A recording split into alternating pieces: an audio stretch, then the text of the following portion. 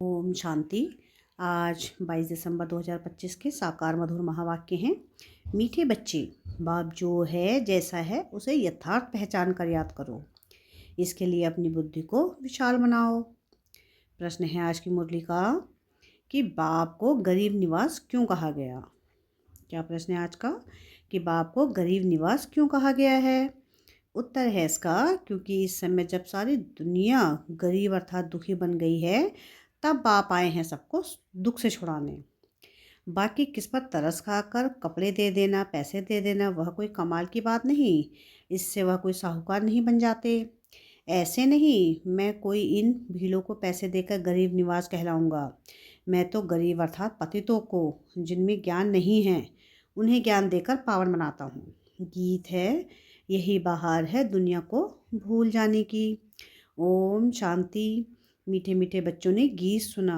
बच्चे जानते हैं गीत तो दुनियावी मनुष्यों ने गाया है। अक्षर बड़े अच्छे हैं, इस पुरानी दुनिया को भूलना है। आगे ऐसे नहीं समझते थे। कलयुगी मनुष्यों को भी समझ में नहीं आता है कि नई दुनिया में जाना होगा तो जरूर पुरानी दुनिया को भूलना होगा। भल इतना समझते हैं कि पुरानी दुनिया को छोड़ना है, परंतु वह समझते हैं अजुन वह समय पड़ा है। अर्जुन बहुत समय पड़ा है। नई सो पुरानी होगी यह तो समझते हैं, परंतु लंबा टाइम डालने से भूल गए हैं। तुमको अब स्मृति दिलाई जाती है। अभी नई दुनिया स्थापन होती है, इसलिए पुरानी दुनिया को भूलना है। भूल जाने से क्या होगा, हम यह शरीर छोड़ नई दुनिया में जाएंगे। परंतु अज्ञान काल में ऐसी ऐसी बातों के अर्थ पर किसका ध्यान नहीं जाता है। जिस प्रकार बाप समझाते हैं ऐसे कोई भी समझाने वाला नहीं है।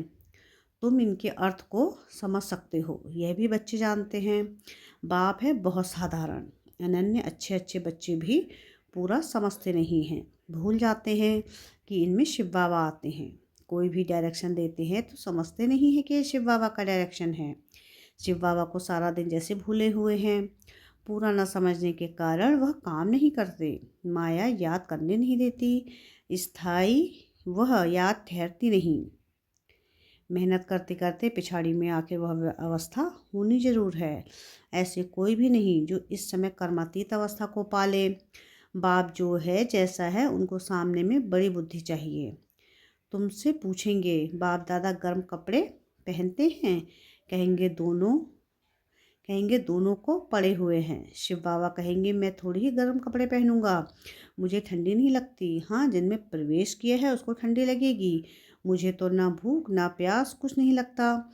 मैं तो निर्लेप हूँ, सर्विस करते हुए इन सब बातों से न्यारा हूँ।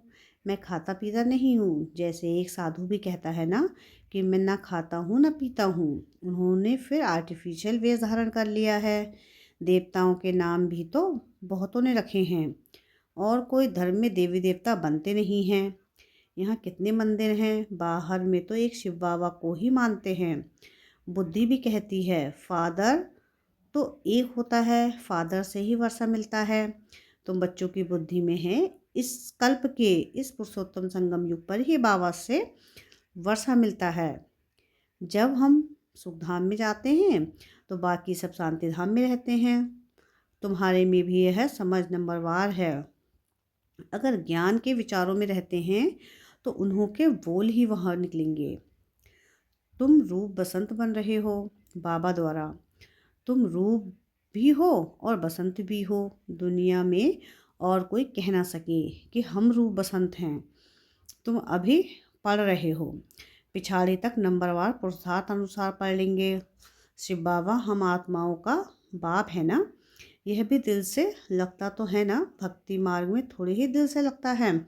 यहाँ तुम सम्मुख बैठे हो, समझते हो बाप फिर इस समय ही आएंगे, और फिर और कोई समय बाप को आने की दरकार ही नहीं। सतयुग से त्रेता तक आना नहीं है, द्वापर से कलयुग तक भी आने का नहीं है। वह समझते ही हैं कल्प के संगम युग पर बाप है भी गरीब निवास, अर्थात सारी दुनिया जो दुखी गरीब हो जाती है उनका बाप है।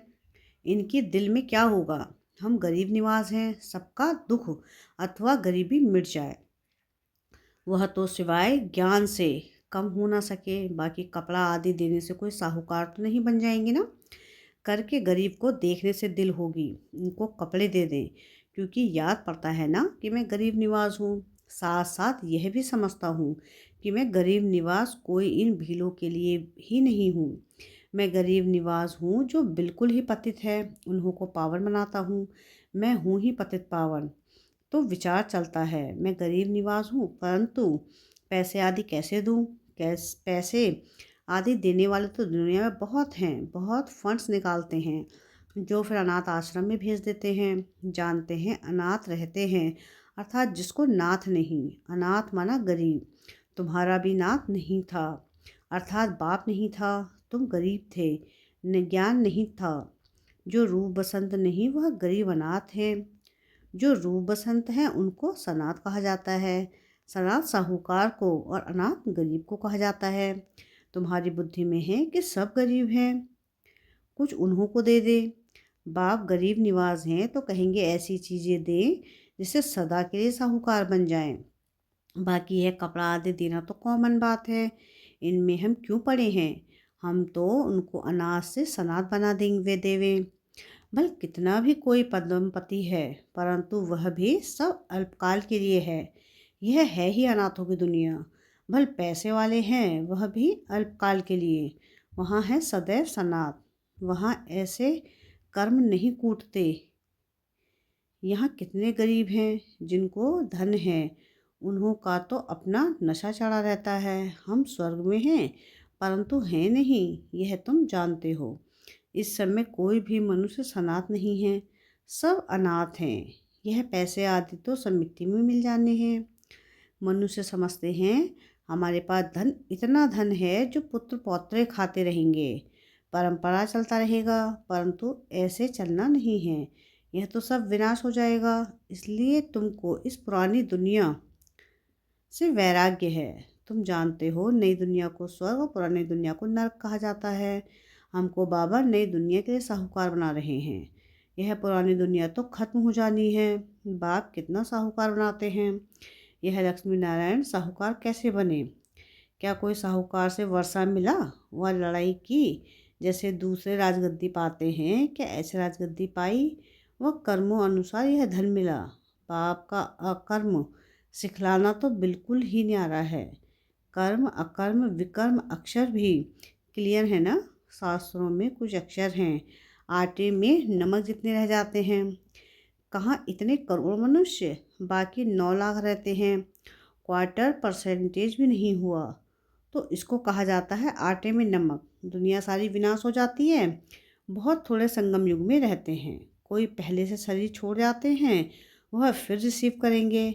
जैसे मुगली बच्ची थी, अच्छी थी तो जन्म बिल्कुल अच्छे घर में लिया होगा। नंबरवार सुख में ही जन्म लेते हैं।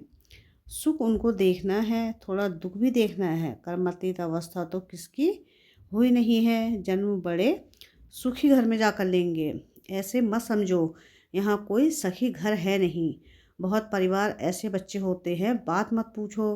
बाबा का देखा हुआ है, बहुएं एक ही घर में ऐसे शांत। कर्मातीत अवस्था तो किसकी हुई नहीं है। जन्म बड़े सुखी घर में जाकर लेंगे, ऐसे मत समझो यहाँ कोई सुखी घर है नहीं। बहुत परिवार ऐसे अच्छे होते हैं, बात मत पूछो। बाबा का देखा हुआ है, बहुएं एक ही घर में ऐसे शांत मिलाप में रहती हैं, जो बस सभी साथ में भक्ति करती हैं, गीता पढ़ती हैं। बाबा ने पूछा, इतनी सब इकट्ठी रहती हैं, झगड़ा आदि नहीं होता? बोला, हमारे पास तो स्वर्ग है, हम सभी इकट्ठे रहते हैं, कभी लड़ते झगड़ते नहीं हैं, शांत में रहते हैं। कहते हैं यहाँ तो जैसे स्वर्ग है, तो जरूर स्वर्ग पास्ट हो गया है, तब कहने में आता है ना कि यहाँ तो जैसे स्वर्ग लगा पड़ा है, परंतु यहाँ तो बहुतों का स्वभाव स्वर्गवासी बनने का दिखाई नहीं देता। दास दासियाँ भी तो बनने हैं ना। यह राजधानी स्थापन होती है। बाकी जो ब्राह्मण बनते हैं वह देवी घराने में आने वाले हैं, परंतु नंबरवार हैं। कोई तो बहुत मीठे होते हैं, सबको प्यार करते रहेंगे, कभी किसको गुस्सा नहीं करेंगे। गुस्सा करने से दुख होता है। जो मनसा वाचा कर्मणा किसको दुख ही देते रहते हैं, उनको कहा जाता है दुखी आत्मा। जैसे पुण्य आत्मा पाप आत्मा कहते हैं ना।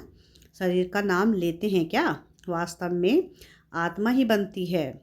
सब पाप आत्माएं भी एक जैसी नहीं होती हैं, पुण्य आत्मा भी सब एक जैसी नहीं होती, नंबरवार पुरुषार्थ अनुसार होते हैं। स्टूडेंट खुद समझते होंगे ना कि हमारे कैरेक्टर्स अवस्था कैसी है, हम कैसे चलते हैं, सबको मीठा बोलते हैं। कोई कुछ कहे हम उल्टा सुल्टा जवाब तो नहीं देते हैं। बाबा को कोई बच्चे कहते हैं, बच्चों पर गुस्सा आ जाता है। बाबा कहते हैं जितना हो सके प्यार से काम लो, निर्मोही भी बनना चाहिए। यह तो तुम बच्चे समझते हो, हमको यह लक्ष्मी नारायण बनना है। एम ऑब्जेक्ट सामने खड़ी है, कितनी ऊंच एम ऑब्जेक्ट है, पढ़ने वाला भी हाईएस्ट है ना। श्री कृष्ण की महिमा कितनी गाते हैं, सर्वगुण संपन्न, 16 कलह संपन्न। अब तुम बच्चे जानते हो हम वह बन रहे हैं, तुम यहाँ आए ही हो यह बनने के लिए। तुम्हारी यह सच्ची सत्यनारायण की कथा है ही, नर से नारायण बनने की। अमर कथा है अमरपुर जाने की। कोई सन्यासी आदि इन बातों को नहीं जानते। कोई भी मनुष्य मात्र को ज्ञान का सागर व पतित आत्मा नहीं कहेंगे, जबकि सारी सृष्टि ही पतित है। तो हम पतित पावन किसको कहें? यहाँ कोई पुण्यात्मा हो ना सके। बाप कहते हैं यह दुनिया पतित है, श्री कृष्ण है अव्वल नंबर, उनको भी भगवान नहीं कह सकते। जन्म मरण रहित एक ही निराकार बाप है। गाया जाता है शिव परमात्माए नमः, ब्रह्मा विष्णु शंकर को देवता कह, फिर शिव को परमात्मा कहते हैं। तो शिव सबसे ऊपर हुआ ना, वह है सबका बाप। वर्षा भी बाप से मिलना है, सर्वव्यापी कहने से वर्षा नहीं मिलता है। बाप स्वर्ग का स्थापना करने वाला है, तो जरूर स्वर्ग का ही वर्षा देंगे। यह लक्ष्मी नारायण है नंबर 1। पढ़ाई से यह पद पाया। भारत का प्राचीन युग क्यों नहीं मशहूर होगा, जिससे मनुष्य विश्व का मालिक बनते हैं। उसको कहते हैं सहज योग, सहज ज्ञान। यह है ही बहुत सहज। एक ही जन्म के पुरुषार्थ से कितनी प्राप्ति हो जाती है। भक्ति मार्ग में तो जन्म बाई जन्म ठोकरे खाते आए, मिलता तो कुछ भी नहीं, यह तो एक ही जन्म में मिलता है, इसलिए सहज कहा जाता है। सेकंड में जीवन मुक्ति कहा जाता है। आजकल तो देखो कैसे कैसे इन्वेंशन निकालते रहते हैं। साइंस का भी वंडर है, साइलेंस का भी वंडर देखो कैसा है। वह सब कितने देखने में आता है, यहाँ कुछ नहीं है।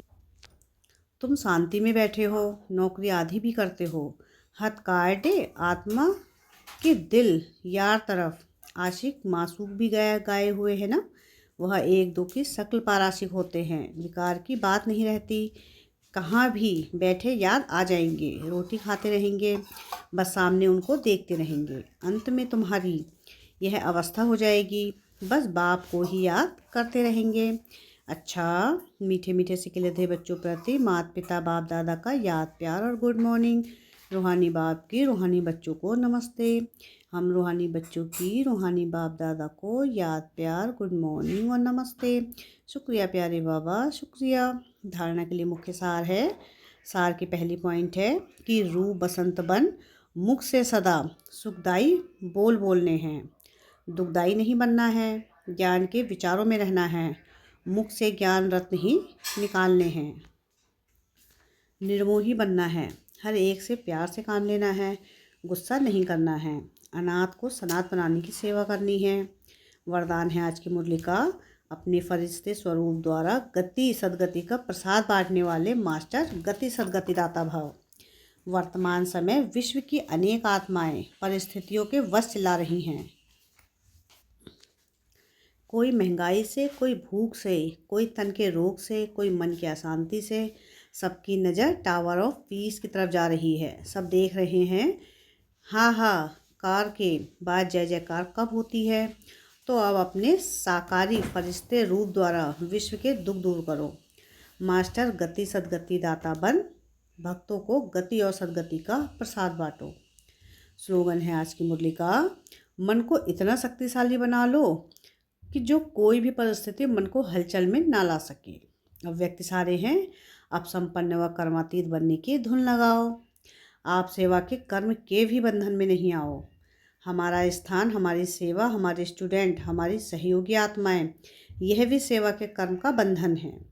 यह कर्म बंधन से कर्मातीत, तो कर्मातीत बनना है। और यह वही है, यही सब कुछ है। यह महसूसता दिलाए आत्माओं को समीप ठिकाने पर लाना है। अच्छा, ओम शांति।